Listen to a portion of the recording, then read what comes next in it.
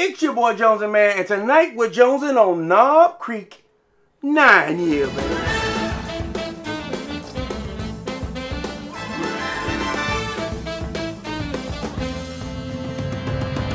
Realize that Knob Creek is a staple in many households, and I have not shown it much, if any, love. I think I did the smoked maple and the rye.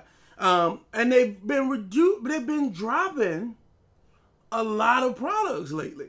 And this is the Knob Creek 9 year. Now, if I understand it correctly, it's 100 proof. I got a 375. It cost me 23 bucks, somewhere in that neighborhood. And I really got the 375 because they had it. And, you know, I don't say I dislike Knob Creek. It's just not the first thing I grab. When I think Knob Creek, I often think mixer. And some of you might think that way too. And I say, you know what? I'm not giving Knob Creek a fair shake. Let's bust this 9 out and give it a try. I mean, it has all the markings of a quality pour. The bottle's nice. The waxing on the top is an added touch. And it's named Knob Creek because I think that was a creek that ran behind Abraham Lincoln's house in Kentucky. So I think that's where the Knob Creek name came from. But let's open it up. They have brought back the 9-year age statement that was gone for a while. So it lets you know that there's a minimum of 9 years in this bottle. And we're going to pop on over. Ooh, that's a good pop. We're going to pour. And because it is 100 proof, I'm going to go ahead and pour it on a cube. This is a Jim Beam, of course, whiskey. That's why I grabbed my Jim Beam glass here. We're going to make this one nice, short, sweet. Now, immediately it smells like Jim Beam products to me. It's got that... I guess some people say nutty, but for me, it's kind of a musky kind of feel. Not musty, like, woo, but musky, like it's been cooped up a little bit. I get a little honey in there, definitely a little oak. And maybe that part is like a roasted nut kind of smell or note to it. But let's give it a taste.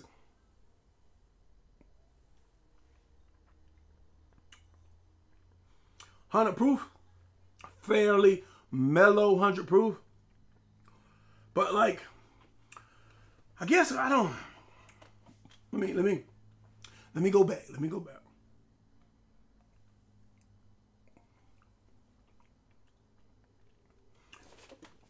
I think what's missing for me from Beam products is they're like this one especially is very, very spicy, like high rise spicy. It also doesn't lend to as many caramels and vanillas. Like there might be a little slight note of, I would say, more toffee-ish than caramel, and like I don't really taste. There's that musty. Musty sounds bad, and I don't mean it in a bad way.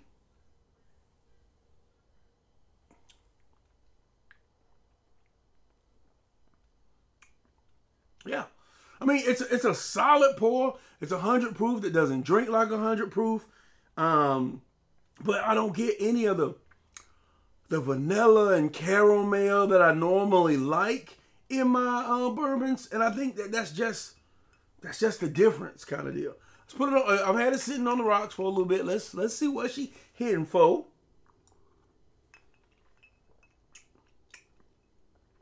Yeah, I think when you put it on the rocks, it really mellows out the heat even more, which there really wasn't much heat at all. But it also brings to the surface that I wish I could attach a flavor to that, like copper penny.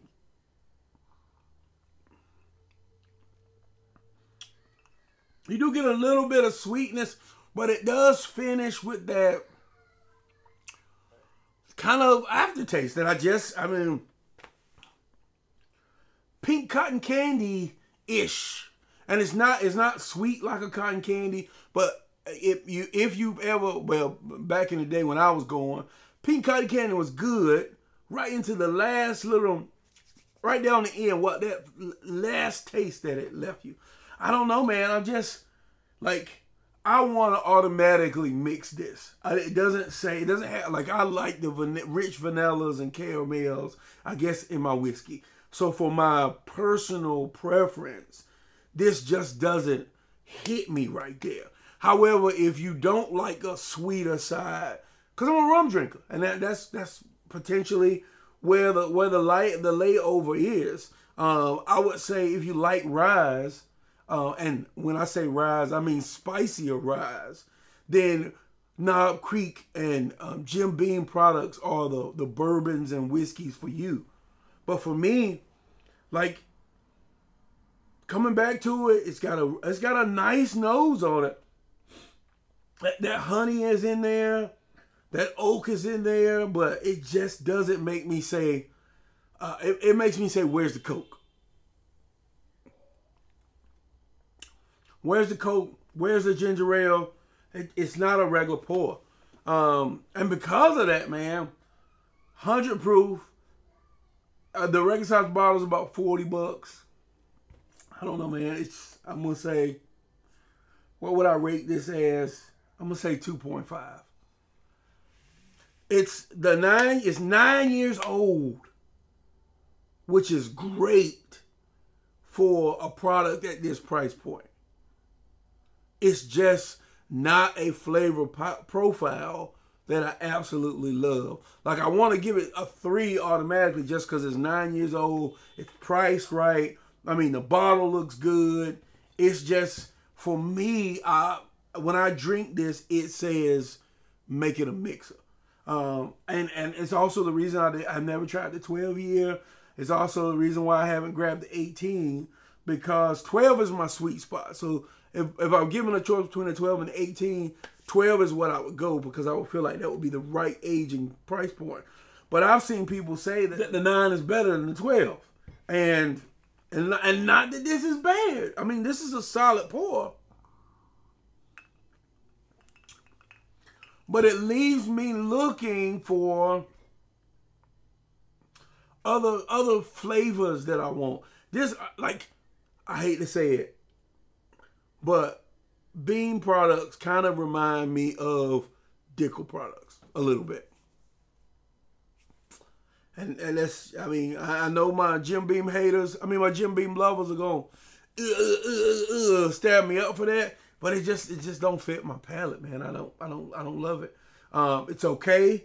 And if we're sitting around and we're drinking it, I'm gonna pour some Coke in it, and I'm gonna go for it. I mean, I might on a ice cube, I might sip this for a little while. But would it be something where I'd had to worry about drinking the whole bottle? Nah, because I'm just not as excited about it. And I think that's more so a matter of personal preference.